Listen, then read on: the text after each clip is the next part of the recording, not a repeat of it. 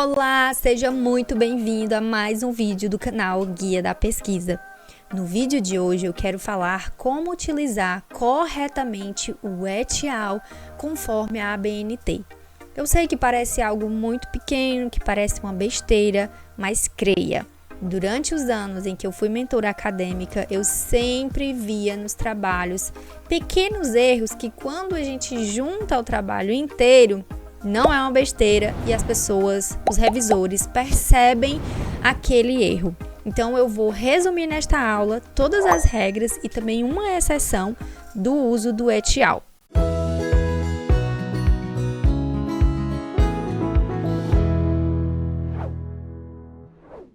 Primeiramente, de onde vem esse et al?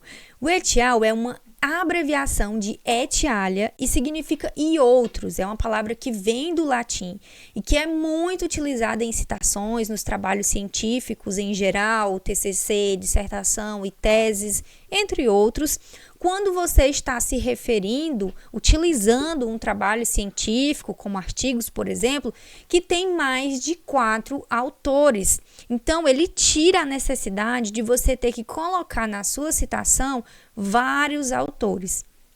Isso acaba beneficiando o seu texto, porque ele vai ficar muito mais fluido, mais claro de ler, sem tantas citações longas no meio do caminho, e isso vai economizar espaço dentro do seu texto acadêmico.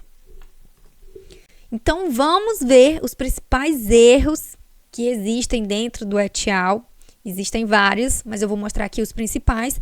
E, claro, todas as regras para você saber como utilizar adequadamente conforme a ABNT. Veja aqui nesse exemplo vários prints em que a gente pode perceber o erro na utilização do et al. Então, vamos a esse primeiro aqui. Vemos que está diferente desse outro. O que difere de um para o outro? Nesse aqui, faltou a vírgula. Tá? Então, era necessário colocar uma vírgula aqui. Esse aqui já está escrito da forma correta. Só que no parágrafo seguinte, a gente já vê que, novamente, o et al. Ele está de forma errada, porque ele não está em itálico e também não tem aqui a vírgula. Nesse caso, aqui ele está em itálico, mas ele não tem a vírgula novamente. E aqui ele tem a vírgula. Isso aqui é muito comum, eu vejo demais nos trabalhos científicos.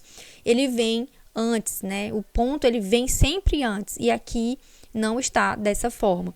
Então são pequenos detalhes que quando a gente junta e vai vendo no trabalho inteiro, um erro que parece ser uma coisa pequena, uma vírgula, ele se transforma em vários erros ao longo do texto. E é justamente isso que eu quero mostrar, é algo que parece besteira, mas que quando ele se repete, ele acaba se tornando um erro muito corriqueiro e a banca vai apontar esse erro dentro do seu trabalho. Vamos então às regras. O que é a última norma da ABNT, que é a norma 10.520, coloca? É um documento bem recente, de julho de 2023, que vai trazer lá no item 6.1.2, na página 6, que quando eu vou fazer uma citação com 4 ou mais autores, pode ser citado apenas o primeiro autor, seguido da expressão et al. Então, sempre que eu for citar um trabalho científico, o que eu preciso fazer? A primeira coisa é observar o quantitativo de autores. Porque se eu tenho até 3 autores, eu vou fazer a citação de uma forma. Se eu tenho mais de 4 autores, a citação é de outra forma. E isso é muito comum dentro dos trabalhos científicos, principalmente de TCC, a não observação desse detalhe. E às vezes vai todas as citações com et al, ou é comum também ver alguns trabalhos que eles têm, por exemplo, Souza 2020. Alves, 2021. Isso aconteceu uma vez com a aluna e eu perguntei, poxa, todos os trabalhos que você citou tem apenas um autor? Não, tem mais. Por quê? Porque aqui ele precisa vir com o et al, se ele tem mais de 3 autores. Então, você vai precisar olhar todos os trabalhos e corrigir todas essas citações, tá? Então, para não errar mais lá na frente, é melhor já conhecer todas essas regras e fazer tudo adequadamente. Um outro ponto que veio nesse último documento é justamente o fato de que não há mais necessidade de colocar tudo em maiúsculo como fazíamos anteriormente, colocar todos os autores em caixa alta.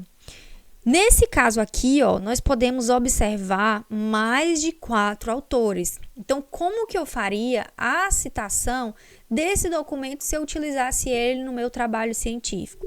Partindo do princípio que eu tenho mais de 4 autores, então o que eu vou fazer?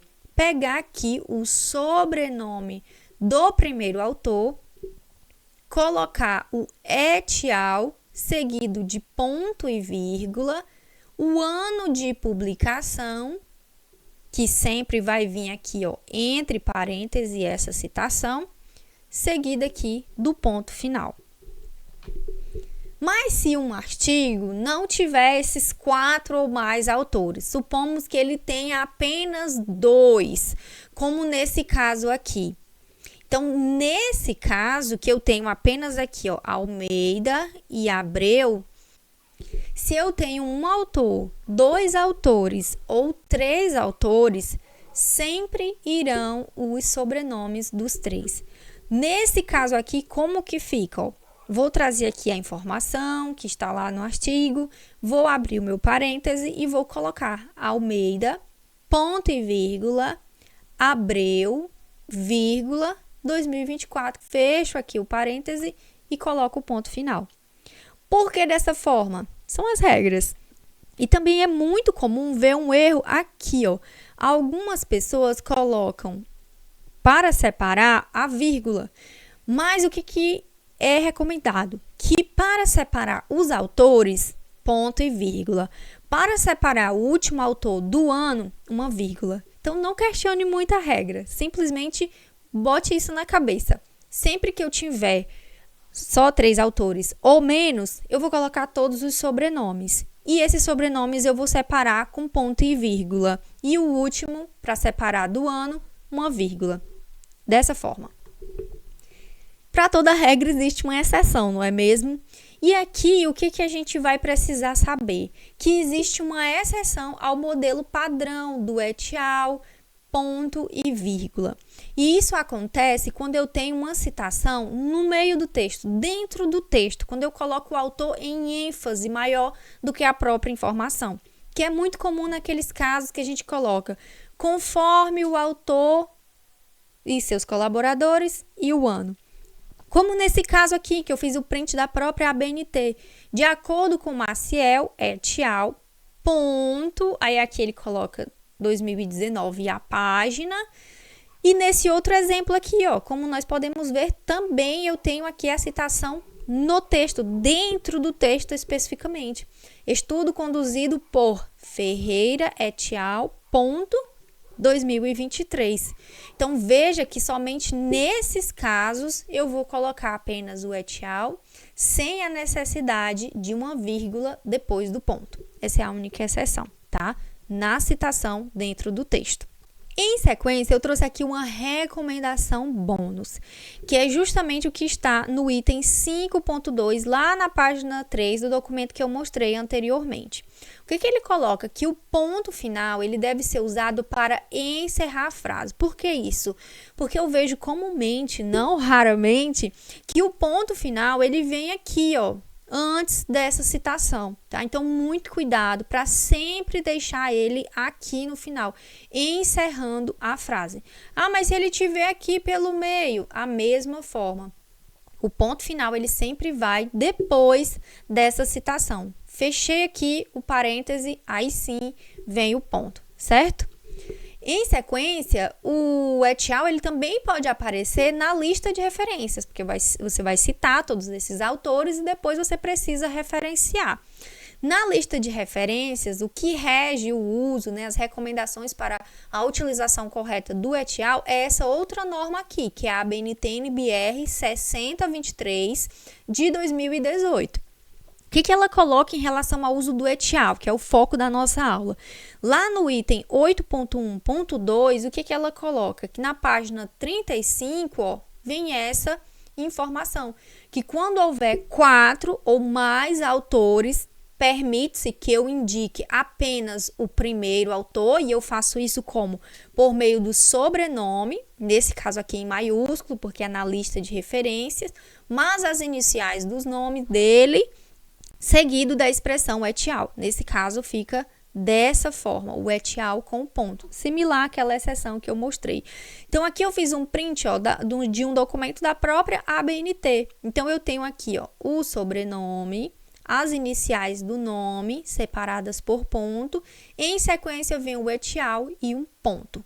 Então, é dessa forma que ele aparece se for na lista de referências, certo? Para todos que eu tiver 4 ou mais autores. Se eu tiver menos, 2, 3, segue aquela mesma regra que eu falei anteriormente. Vou ter que colocar o sobrenome de todos os 2 ou 3 autores e as iniciais do nome, certo? Não é o foco dessa aula falar muito de referência, mas se você também tem dúvidas sobre isso, deixa aqui nos comentários que eu posso fazer uma aula somente sobre a lista de referências e como construir todas elas, quando é um artigo, quando é um livro e outros. Enfim, são muitas regras, não é mesmo, para uma aula tão pequena, mas é justamente isso que eu quero fazer, simplificar essas pequenas regras para que você possa utilizá-las corretamente dentro do seu trabalho e entregar algo bem elaborado para a sua banca, para o revisor e afins, e fazer com que você não cometa esses pequenos erros, porque às vezes é um erro pequeno, mas que quando se soma e se repete no trabalho inteiro, acaba se tornando, né, uma bola de neve. Se você gostou dessa aula, não esquece de deixar aqui o seu like. Se ainda não me segue no Instagram, entra lá, @guia da pesquisa, e se inscreve aqui no canal para ficar ligado em todos os conteúdos científicos que eu vou deixar aqui no canal.